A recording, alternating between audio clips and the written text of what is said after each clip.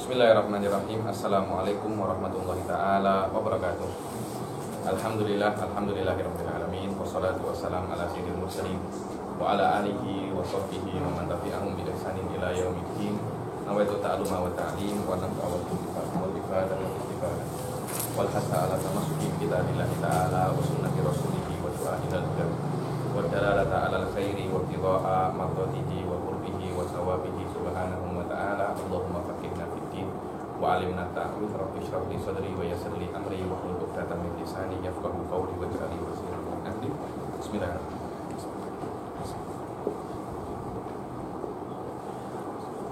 Alhamdulillah. Dingin tak? Tak ya? Sedikit.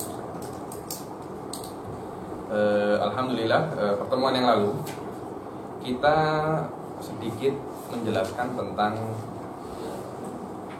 sunnah-sunnah bagaimana menjenguk orang sakit, terus bagaimana adab-adabnya. Kadangkala orang sakit itu ada harapan dia itu nak sembuh, kadangkala sudah maitusun minggu, jadi sudah confirm mati sudah. Maknanya obat untuk penyakit ini tak ada. Maknanya bukan confirm mati aklan, maknanya konan ya nih, karena dokter masih tak jumpa apa? Tak jumpa obat macam apa itu namanya HIV, cancer yang sudah stadium akhir atau apa, bagaimana adab-adabnya.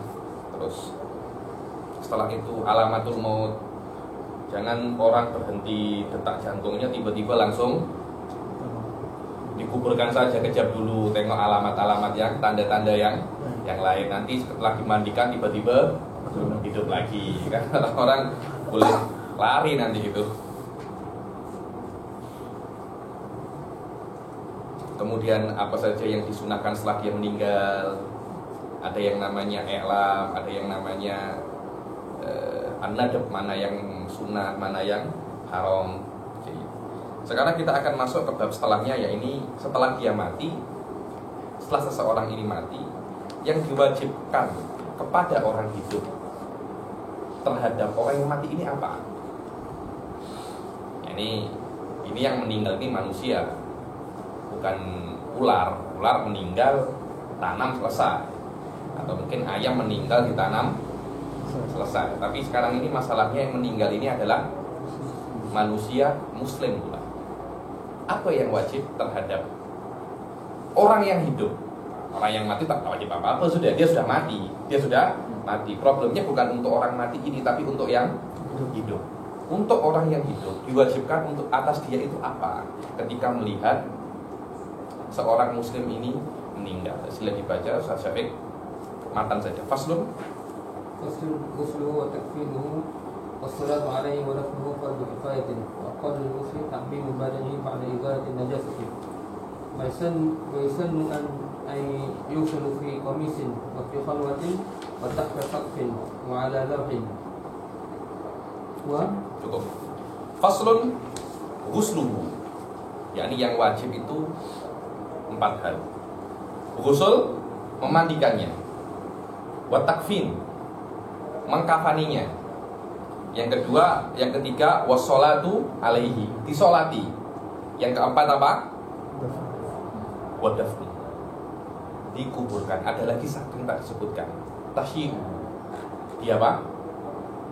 Dibawa, karena harus dibawa dulu. Tak mungkin tiba-tiba setelah dimandikan, disolati, langsung ditanam di tempat dia disolati. Tak mungkin, yakni bukan tak mungkin, biasanya setelah disolatkan di masjid, dibawa keluar, ditanam di tempat pemakaman umum. Lah, membawa jenazah itu hukumnya juga fardu kifayah.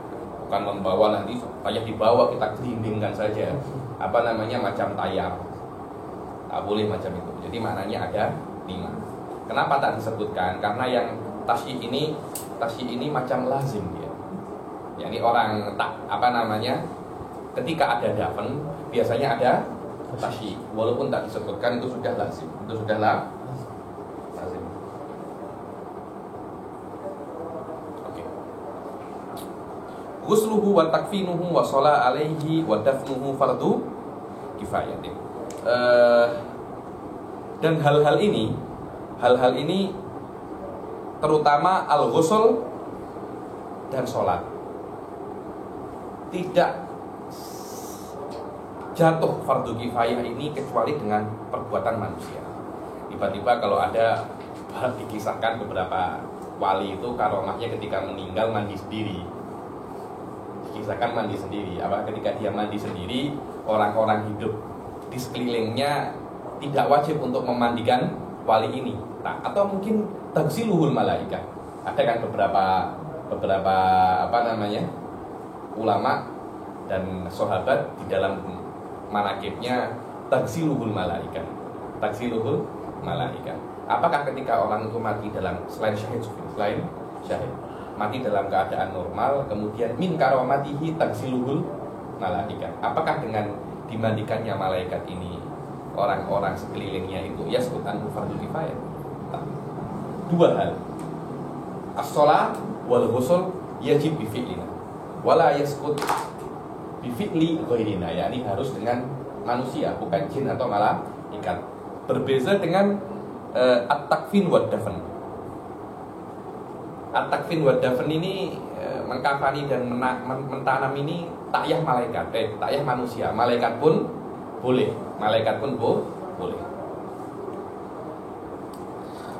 Sekarang setelah musannif menyebutkan 4 hal ini secara global apa saja yang wajib, kemudian musannif akan mulai untuk menjelaskan secara detail satu persatu. Ini adalah uslubul fuqaha di dalam kitab-kitabnya. Pertama dijelaskan secara global, kemudian akan ditafsir satu persatu.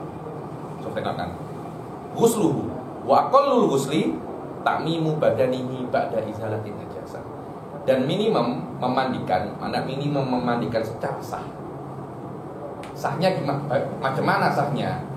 Kita kalau mandi wajib, minimum untuk sah dalam mandi wajib itu adalah ta'mimul badani bil ma'. Maknanya Anda menyampaikan setiap tetes air ke setiap jengkal tubuh. Minimum itu. Pakai sampo Habib tak wajib. Pakai sabun Habib tak wajib. Sikat gigi tak wajib. Yang wajib hanya bagaimana seluruh tubuh ini terkena air. Dengan catatan setelah menghilangkan najasah ainiyah, setelah menghilangkan najis yang ainiyah. Maknanya ainiyah ini yang ada bau, warna dan rasanya. Maknanya takmim badan bima ini harus setelah menghilangkan najasah.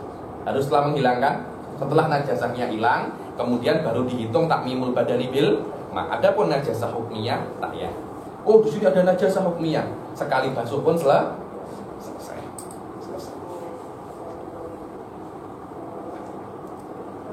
Dan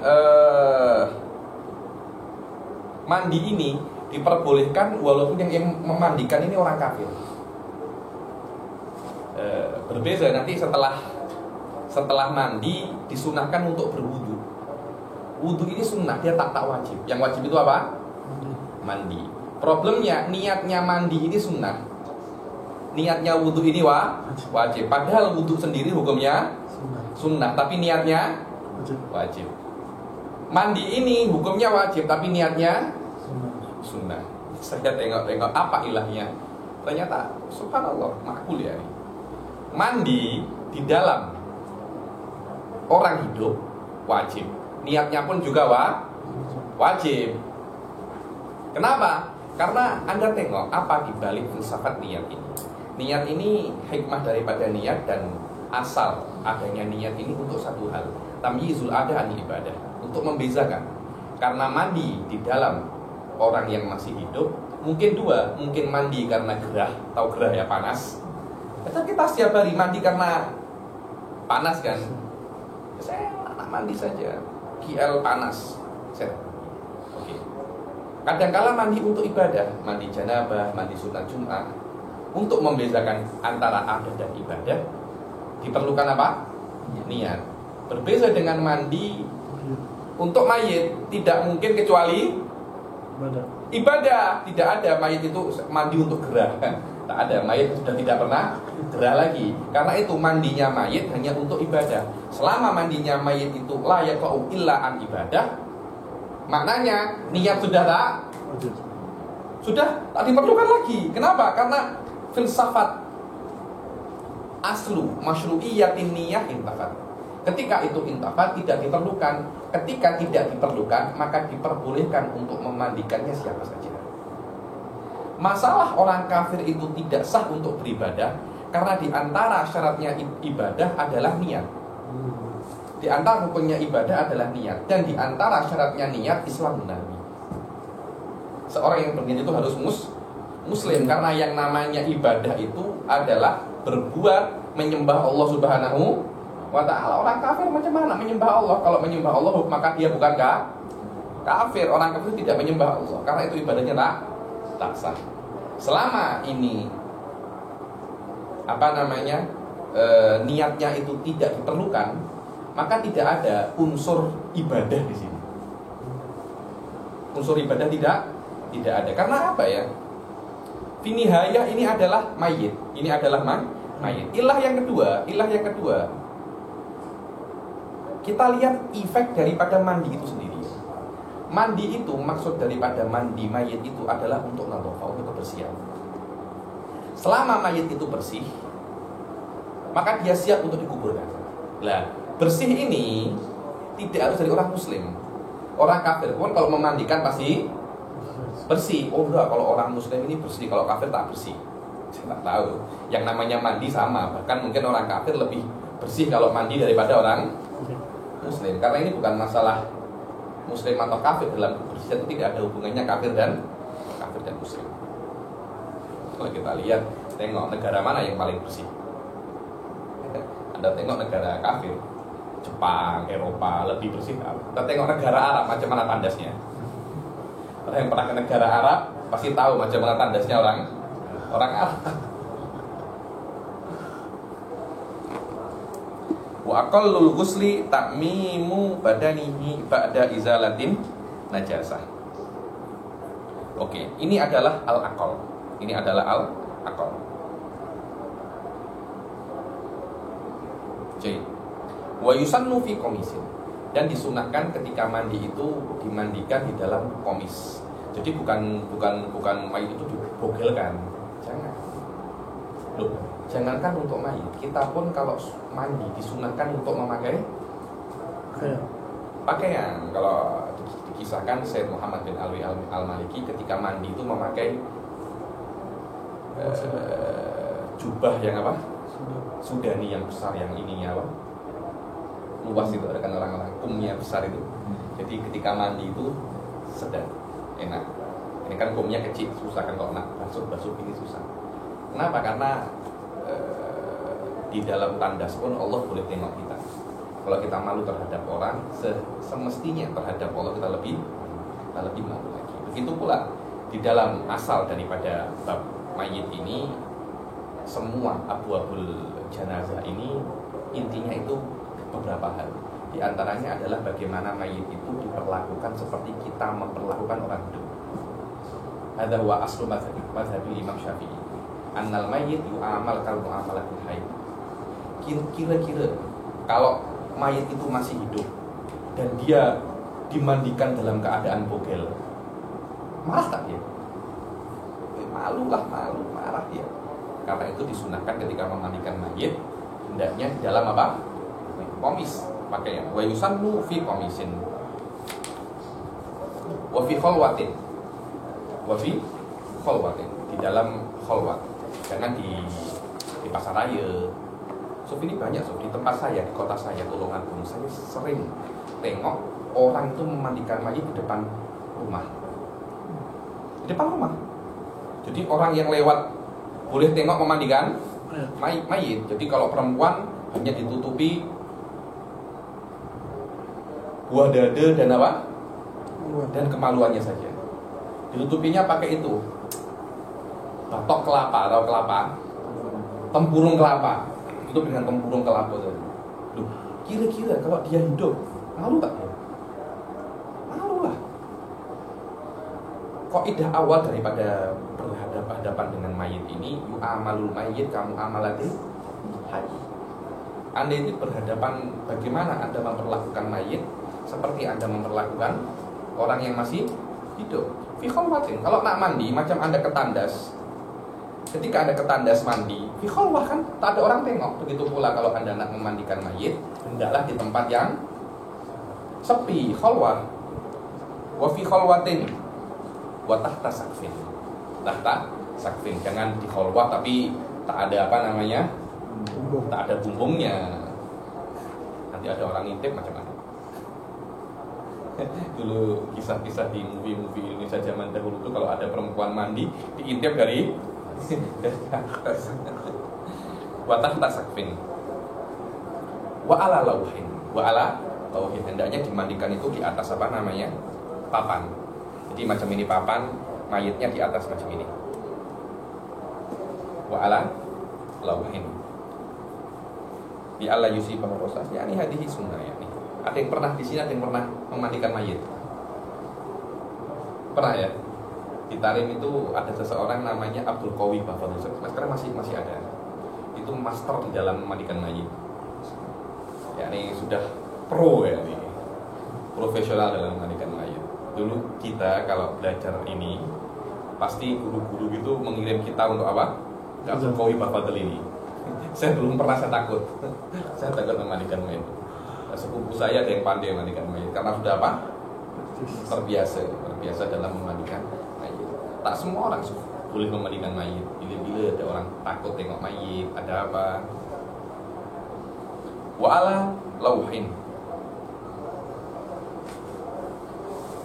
Wa yaguddul ghasilu wa man yu'inuhu basarahu illa lihajah. Dan seyogianya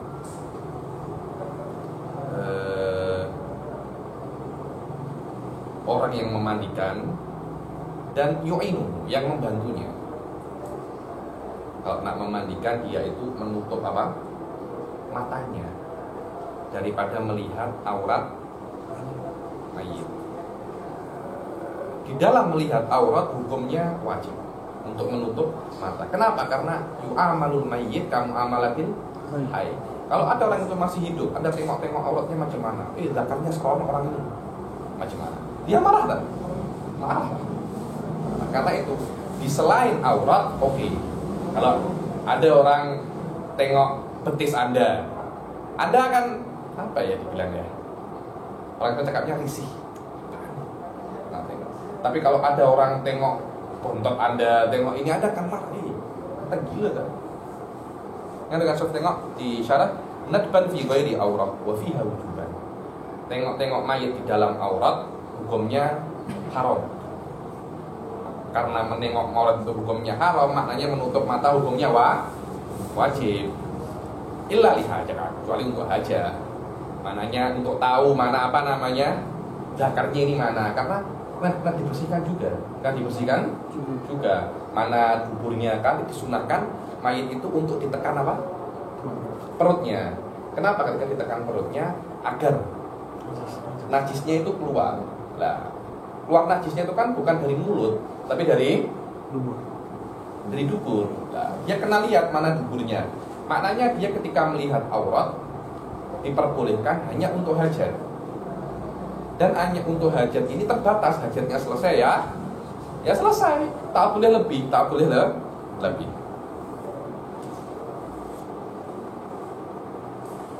Dibilang illa halilun wa halilatuhu, kecuali istri atau suami diperbolehkan. Wong istri dan suami itu ketika hidup saja mereka tahu aurat masing-masing, apalagi setelah meninggal. Oke lah. Kira-kira kalau ada seorang wanita meninggal, kemudian suaminya melihat auratnya, dia malah tak? Kalau dia masih hidup. Setiap hari saya tengok aurat Anda nih. Falah bermata fihi ma lakinnahu yukrah. Akan tetapi suami atau istri melihat auratnya setelah mati itu makruh. Hatta di dalam hidup melihat kemaluan istri, maknanya kubul dan dubur. Melihat kubul dan dubur itu hukumnya makruh. Hukumnya makruh. Begitu pula ada yang mengatakan bahwasanya setelah meninggal hubungan suami istri itu terputus. Maknanya ketika seseorang meninggal, istrinya sudah bukan istrinya lagi. Karena setelah meninggal, suami istri itu sudah hilang. Ada pendapat seperti itu. Ada pendapat seperti itu, tetapi pendapat terkuat tak. Setelah meninggal ada beberapa hukum suami istri yang terputus, tapi juga ada beberapa hukum yang tak terputus. Di antaranya warisan. Setelah meninggal tetap dia itu istrinya dalam hak warisan. Kalau dia bukan, kalau terputus, maka seorang suami tidak mendapat harta waris. Yani wallah alam, mungkin kemakruhan ini mura'atan lil khilaf. Mura'atan lil khilaf.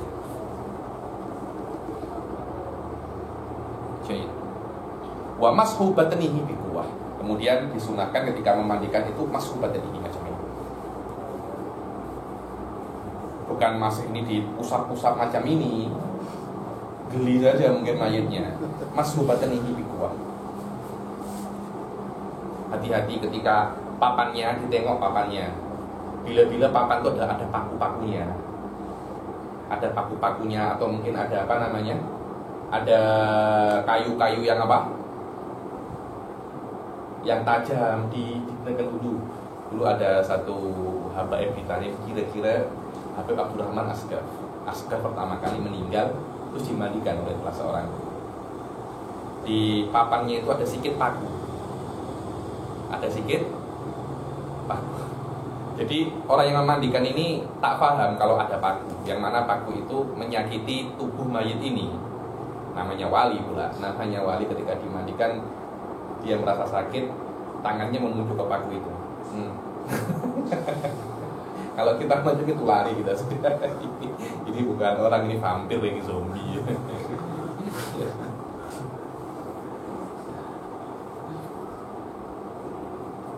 Wa mashu batnihi bi quwwah liyakhruja ma fihi ba'da ijlasihi ma'ilan. Ba'da ijlasihi ma'ilan. Sini Fatih. Maaf saya buat Anda praktikal ya. Jadi ketika orang itu mayit didudukkan macam ini.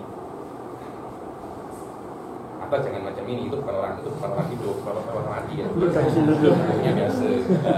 Nah, macam ini.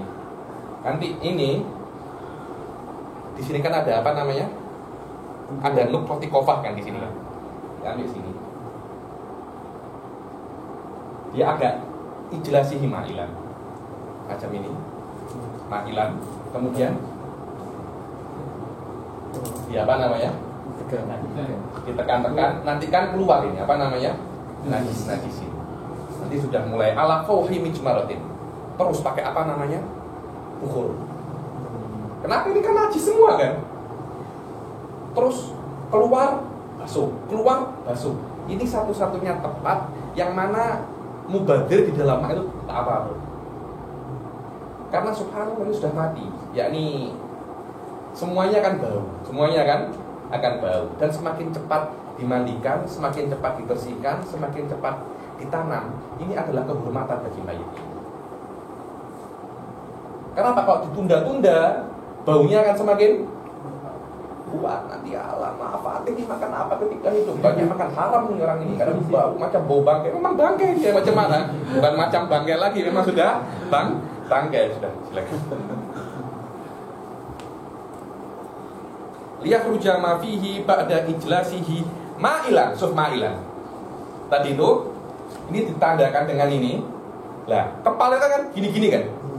Namanya juga orang mati. Tadi ini kan hidup, kepalanya macam ini terus.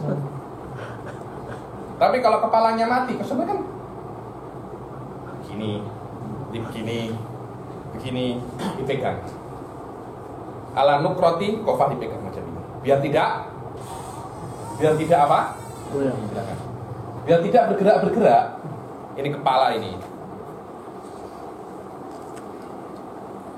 Ala fauhi mijmaratin. Mijmarah itu tempatnya bukhur tuh. Tahu kan tempatnya dupa itu? Itu namanya mijmarah. Tempatnya arang bara api, kemudian diberi apa? Bukhur. Namanya sini bukhur juga ya. Si bukhur. Ma'a fauhi mijmaratin bitib. Terus fauh itu bau, mijmarah itu arang, tip itu minyak wangi, ya itu dikasih apa?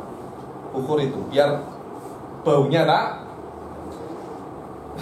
bau tak busuk, nanti keluar najisnya orang di belakang, alamak bau apa ini, macam bau tai. Memang bau tai gitu, memang bau tai. Karena untuk menutupi aibnya dia banyak diberi apa? Pewangian.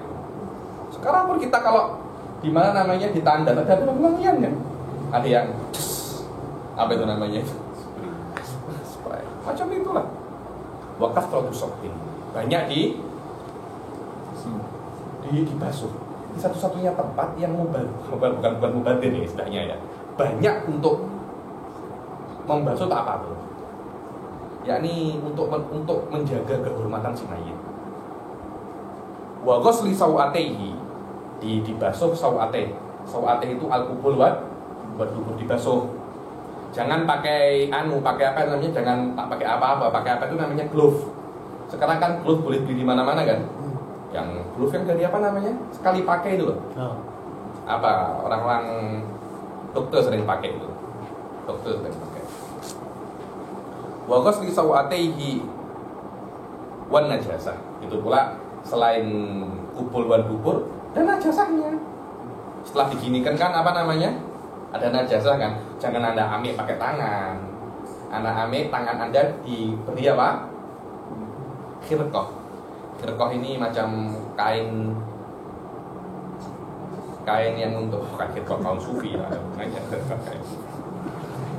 Khirqah ini kain lap. Kalau orang-orang Indonesia cakapnya gombal. Jadi kain kotor digunakan untuk basuh, itu namanya khirqah. Ya ini sekarang pakainya apa namanya? Sarung tangan, glove. Tak pernah tengok. Mungkin Anda tak pernah memandikan, tapi mestinya pernah tengok orang memandikan. Wa ghusli sawataihi wan najasah bi khirqatin. Paham ya? Ambil kain itu digunakan untuk membasuh kemaluan, kubul dan dubur. Kemudian kain itu setelah digunakan dibuang.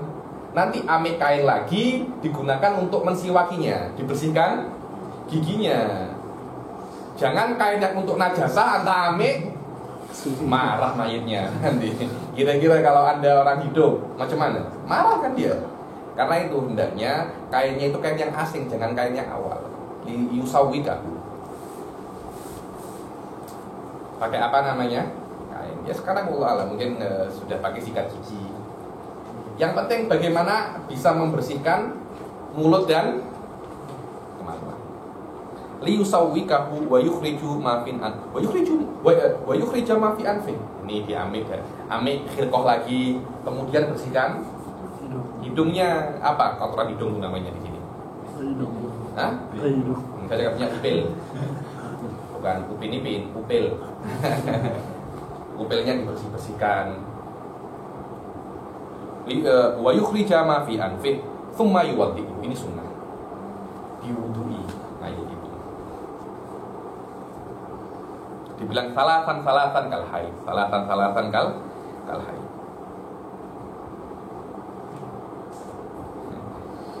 Nah, liyusawwikahu biha bisubabatihi, bisubabah.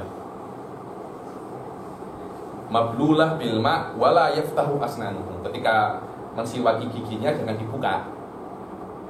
Nanti takut air masuk ke dalam. Kalau air masuk ke dalam mayit itu akan cepat busuk. Macam itu di kedokteran teman-teman.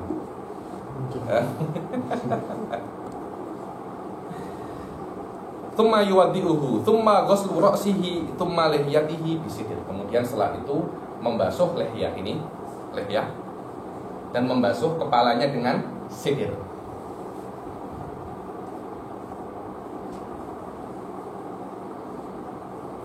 Sidr ini apa ya? Hah? Di sini apa namanya?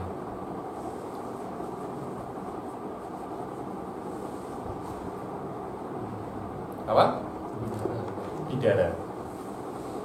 Itu bisidr bidara. Kenapa menggunakan bidara ini? Bidara itu membuat hewan-hewan ini takut untuk beberapa waktu. Kan yang penting sampai ditanam dia tidak busuk gitu loh. Nanti setelah ditanam apa-apa, nah, dimakan cacing, kah dimakan apa-apa. Cuma sebelum ditanam itu bagaimana mayit ini tak busuk. Tsumma ghuslu ma aqbala minhu. Setelah itu dibasuh ma aqbala minhu, yang depan dulu. Kemudian yang belakang.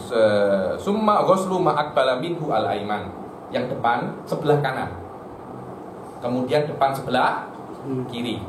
Tsumma adbaral aiman, tsumma ma adbaral aiman, tsummal aisar fis sidir. Semuanya dengan sidir. Tsumma azalahu, setelah jadi air diberi di dada. Kemudian dibasuh kanan depan, kiri depan, belakang kanan dan belakang kiri. Ini kan kasih bidara semua kan. Setelah itu baru azalahu. Azalahu itu bekas bidara ini dihilangkan dengan air. Kalau di dalam minhaj namanya ma'ul qoroh, air yang pure. Air pure sekali, air kita mandi. Kalau aja itu kan kita kalau pakai shampoo dulu, pakai sabun, dihilangkan dengan air biasa. Ini adalah cara yang di dalam kitab-kitab fikih orang-orang tarim punya cara sendiri. Nah, problemnya ketika saya ditekan oleh Syekh Bahu dan saya lupa, tak saya catat. Orang tarim punya cara sendiri. Tak ikut caranya para fuqaha. Saya tak tahu, mungkin mereka punya riwayat sendiri dari apa. Tsumma azalahu. Oke, setelah dihilangkan bidara ini, kemudian dibasuh lagi dengan air kholis, air yang murni, pure air, ditambahi sedikit kafur. Sedikit kafur. Kejap.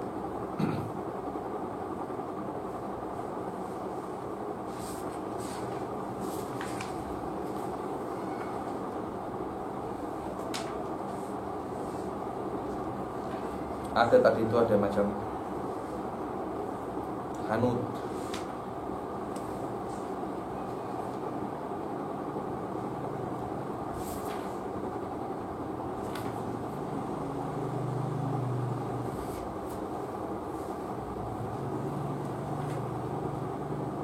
Sof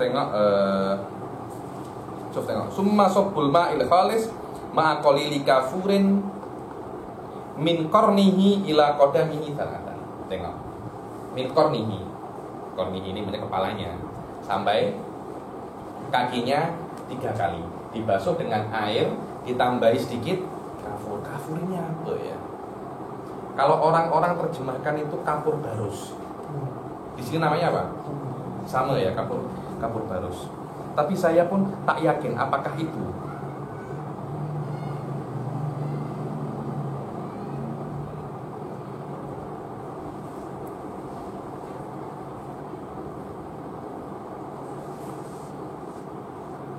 So, tengok di sini ada beberapa kefiat, di syarah ini Anda boleh baca. Cuma ini kefiat yang aqallul kamal. Aqallul kamal seperti itu. Boleh jadi 5 kali, boleh jadi 7 kali. Orang tarik punya cara sendiri. Saya tak tahu ada yang namanya mau tangkuo, air tangkuo. Dulu Syekh Ba'udhan, dulu saya pernah menjelaskan secara detail. Cuma dulu saya masih kecil, tak saya catat pula, lupa akhirnya. Tsumma azalahu summa sabbil ma'il summa sabbal ma'al khalisah ma'a qalili kafurin min qarnihi ila qadamihi salatan.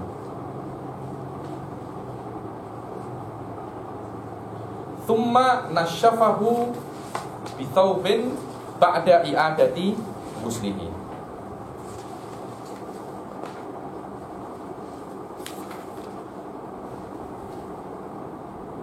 Tengok.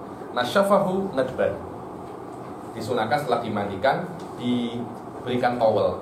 Macam kan dilap. Macam kita kan mandi, setelah mandikan kita pakai towel kan. Begitu pula di dalam mayit disunahkan untuk buat macam itu. Dan harus ma'al mubalaghah.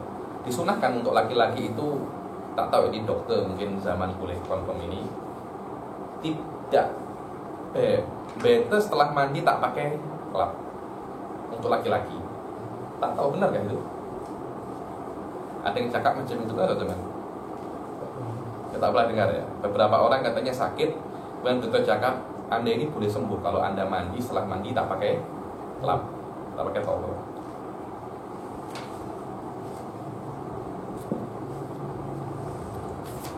Di dalam orang mayit setelah mandi,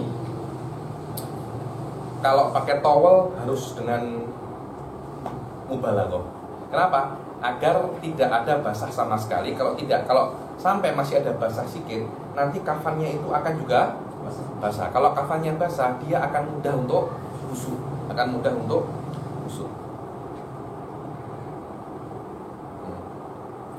Ba'da i'adati talihi, setelah dilunakkan kembali. Maknanya setelah dimandikan langsung dikafani. Apa namanya ini? Persendiannya digerak-gerakkan. Terus macam ini kan.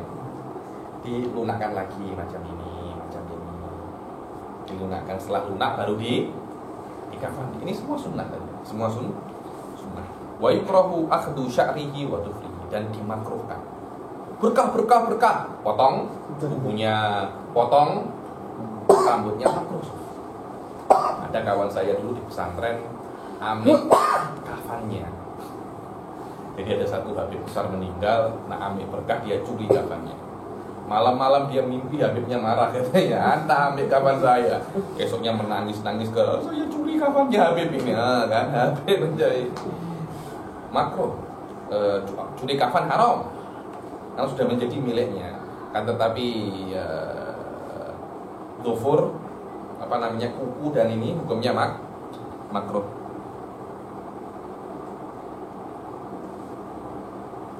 Dibilang al-mayyit ghairul muhrim. Kalau muhrim bukan makruh lagi, tapi hukumnya haram, karena muhrim itu tidak boleh potong rambut dan kuku, akan kena fidyah. Karena kalau dia meninggal dalam keadaan muhrim, yub'atsu yaumal qiyamah mulabbiyan. Ketika hari kiamat dibangkitkan, dia akan cakap labbaik Allahumma labbaik. Nanti Allah cakap, "Anta kena fidyah." Karena orang sudah potong rambut dan kuku Anda.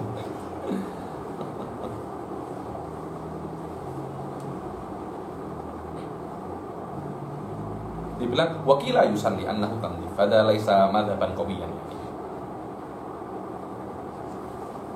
Oke.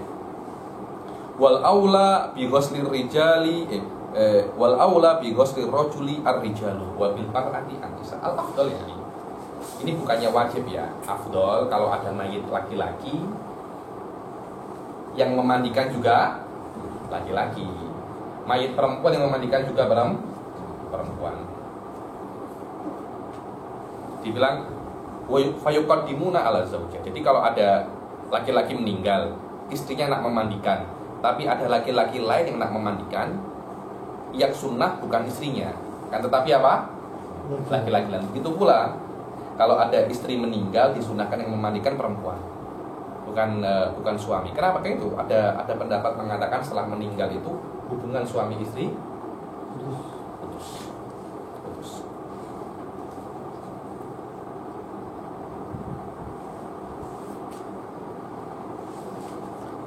Wa haitsu ta'addara ghusluhu aw lam yahdur illa ajnabiyyun aw ajnabiyyah yumima. Dan ketika ta'addar ini tidak mungkin dimandikan. Contohnya seperti meninggal dalam keadaan terbakar. Orang terbakar itu kan badannya itu akan hancur, terus diangkat sedikit jatuh, runtuh, copot. Sudah tidak mungkin dimandikan karena sudah terbakar dia. Sudah terbakar, atau bisa akan tetapi mayatnya perempuan, semuanya yang datang laki-laki, atau mayatnya laki-laki yang datang semuanya perempuan. Ditayamumi. Dibilang yummima wujuban wa in kana alaihi najisun la yufa anhu inda ibn Hajar lakin bihaqi. Dibilang ditayamumi walaupun di dalam tubuhnya selain hanya dia itu laki-laki yang datang semua perempuan, walaupun di tubuhnya itu ada najis yang tidak dimaafkan, tetap diwajibkan untuk bertayamum. Tapi tayamumnya menggunakan hail. Menggunakan apa? Hail. Menggunakan glove atau khirqah. Kenapa? Karena ini bukan mahram Anda. Kalau dia masih hidup, tiba-tiba Anda pegang-pegang badannya dia marah tak? Coba ada perempuan, tak ada apa-apa, ada pegang-pegang, comelnya. Kira-kira marah tak dia? Akan marah. Begitu pula kalau dia sudah meninggal, Anda pegang-pegang, dia juga akan marah. Kalau nak pegang memakai glove, ini darurat, nak kena lagi.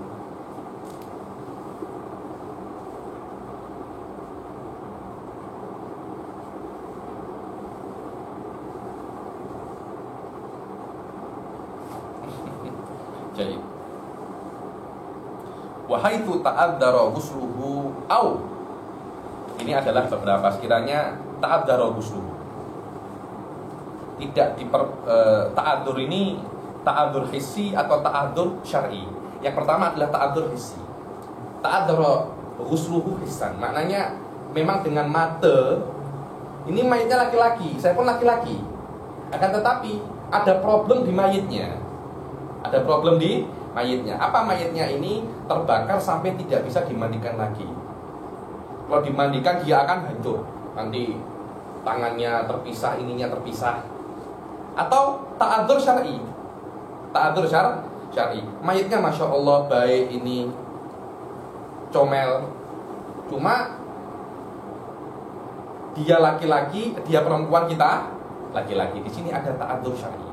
Walaupun bukan ta'adzur isi. Dengan dua keadaan ini, maka yang wajib bukan mandi, akan tetapi apa? Tayamum. Seluruh badan. Seluruh badan. Ayah, pandai sekali, sejak kapan dan seluruh badan. Yang namanya tayamum cuma muka dan tangan. Tak ada beza. Tayamum di semua bab pasti muka dan tangan. Apapun itu tidak ada. Kalau seluruh badan namanya bukan tayamum, tapi mandi debu. Kita dibaca lagi. Faslun. Faslun aqallul mustafni thawbun satirun lil 'aurati wa yasannu lil rajuli thalath lafa'is wa lil mar'ati khamsatu rijal thumma qamis thumma khimar thumma lifafatani wal bayad wal maghsul wal qutun afdalu wa bi wa bukhira bi'audin. Jangan capek wa bukhli nanti. Bukhira. Ayo. Wal afdal an yuhmila janazata an yahmila janazah. An yahmila janazata khamsatun. Fa'ilnya yahmila. Khamsatun wal mashyu qaddamaha wa biqurbiha wal isra' biha wa yukrahu lana fiha. Faslun, setelah kita mempelajari tentang ghusl, tadi kan apa? Kalau ghuslu wa takfinu toh? Wa takfinu. Sekarang akan membicarakan tentang kafan. Kafan ada beberapa level. Yang pertama adalah haqqullah. Haqqullah ini maknanya ini adalah haknya Allah. Apa itu haknya Allah? Satirul aurat. Satirul aurat. Setelah haqqullah ada namanya haqqul mayyit. Apa itu haqqul mayyit? Seluruh tubuh setelah satirul aurat. Jadi kalau perempuan, haqqullah di perempuan adalah seluruh tubuhnya. Di laki-laki haqqullah baina surah wa rukbah, antara pusar dan lutut saja. Haqqul mayyit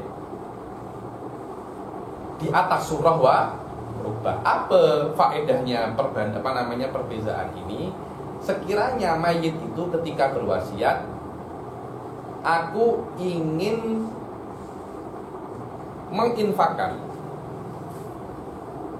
kain kafanku kepada orang miskin, tak apa-apa, tapi hanya yang di atas pusar dan lutut, karena itu adalah haknya mayit. Nanti ada warosah, ayah saya ini kedekut, kalau dia mati mau dikafankan semuanya tak boleh, harus kena dikafankan hanya pusar dan lutut. Warosah tak punya hak, karena ini bukan hakul warosah, tapi hakul apa? Mayit. Yang boleh untuk menjatuhkan antara di atas pusar dan lutut adalah mayit itu sendiri. Tapi pusar dan lutut dan seluruh tubuh bagi perempuan tidak bisa dijatuhkan sama sekali. Kenapa? Karena itu adalah hak Allah. Yang mempunyai hak untuk menjatuhkan itu hanyalah Allah itu sendiri. Kalau Anda mendapat izin dari Allah, Anda boleh untuk tidak mengkafani mayit. Tapi dari mana Anda bisa untuk mendapatkan izin dari Allah? Kalau Anda pernah bertemu dengan Allah, tak apa-apa. Pasalnya Anda tak pernah bertemu dengan Allah, macam mana? Ya Allah, saya minta izin. Nanti kalau zaman meninggal, bogel saja langsung dimasukkan liang lahat. Kalau Anda dapat izin langsung direct dari Allah, Anda boleh buat seperti itu. Selama Anda tak dapat izin, Anda tidak boleh untuk menjatuhkan haknya Allah Subhanahu wa ta'ala. Haknya Allah satirul aurat. Di atas itu yang menutupi seluruh tubuh adalah hakul mayit. Kemudian di atasnya lagi adalah hakul ghurama. Apa itu hakul ghurama? Lipatan kedua dan ketiga. Jadi kan helai pertama menutupi seluruh tubuh. Disunahkan ada mungkin helai kedua dan helai ketiga.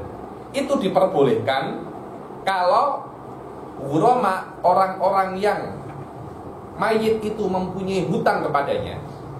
Contohnya zaman ini berhutang kepada Fauzul 10.000 ringgit. Ketika meninggal, zaman ini kafannya 3. Fauzul tak terima, alamak kafan 3, hutang banyak. Belaga sangat, mati pun belaga. Mati pun belaga. Saya tak nak Anda mempunyai kafan 3. Yang kedua dan ketiga Anda jual untuk membayar hutangnya. Ini kafan mahal, boleh laku 1.000. Boleh laku 1.000. Jadi hutangnya zaman tinggal 9.000. Orang-orang yang mempunyai hutang mempunyai hak untuk tidak memperbolehkan mayit dikafani dengan helai kedua dan helai ketiga. Di atas helai kedua dan helai ketiga adalah haknya para ahli waris. Ahli waris kalau nak menjatuhkan, ini zaman ini banyak sangat, berapa? Ada 10 helai kain, 10 helai kain kafan. Mayit ahli waris banyak sangat. 3 saja. 3 saja diperbolehkan hanya dikafani dengan 10 banyak sangat. 2 saja tak boleh.